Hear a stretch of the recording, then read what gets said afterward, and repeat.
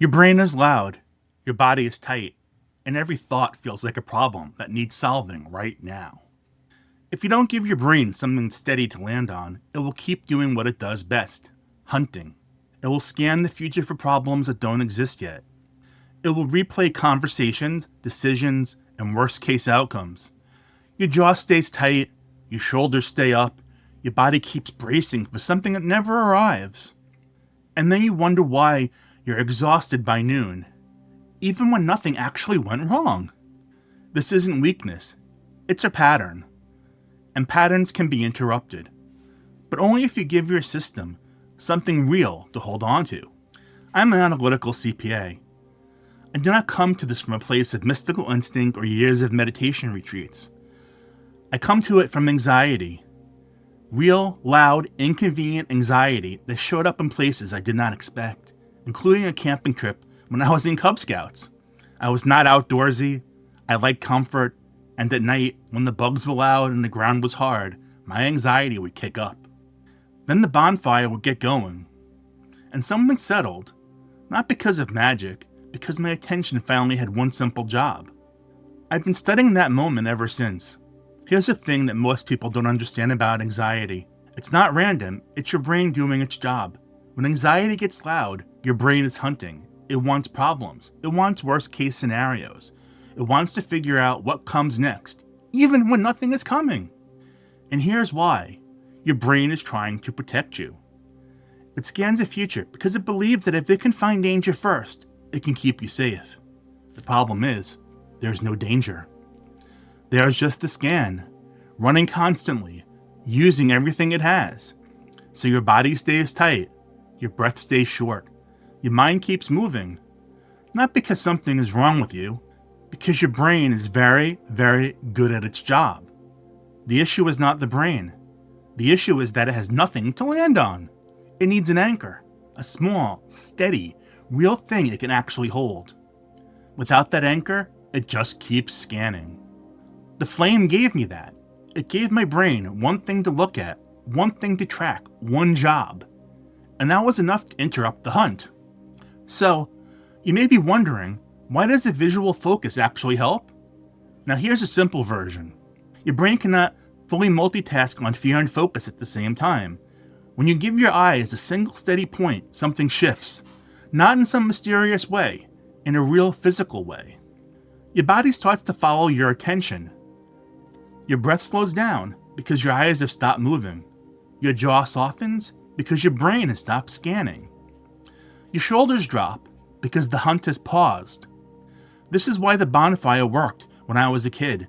Not because fire is magical, because a slow, moving flame is almost impossible to track anxiously. You cannot stare at a flame and also be in a full panic. The two things compete. The flame wins. Not always, not forever, but for 3 minutes, it wins. And your body notices. And when you add a long exhale to that, you give your body a second signal.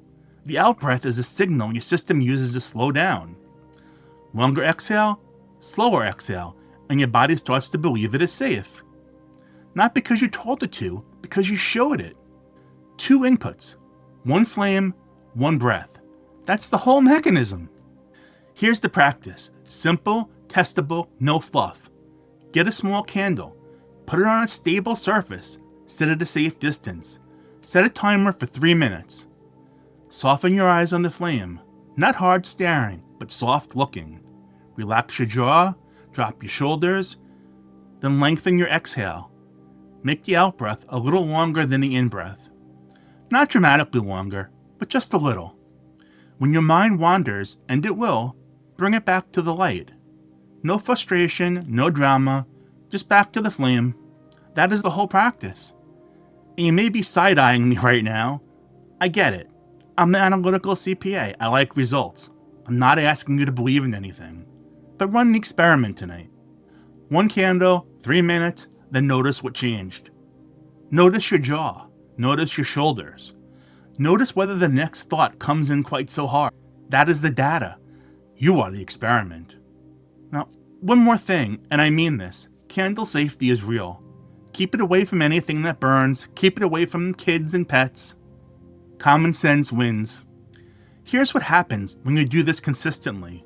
Not after one night, after a few weeks of one candle, 3 minutes, a longer exhale, your brain starts to learn that there is somewhere to land. It stops hunting quite so hard because it has a practical landing.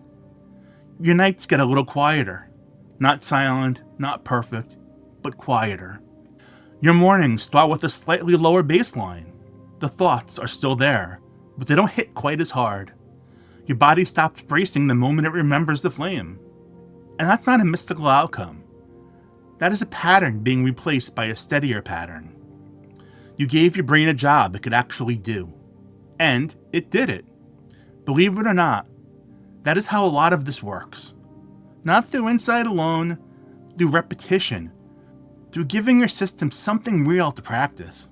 The bonfire settled me when I was 8 years old, sitting in the grass, in a nylon sleeping bag, annoyed at the bugs in the rain. It still works now. Same principle, smaller flame. Here's the question I want you to sit with today. What does your brain actually land on when anxiety gets loud? Not what you think it should land on. What does it actually go to? Sit with that. And if you want to go deeper with this kind of work, check the description. I keep my current offerings there. The things that actually help you work with your mind in a real, grounded way.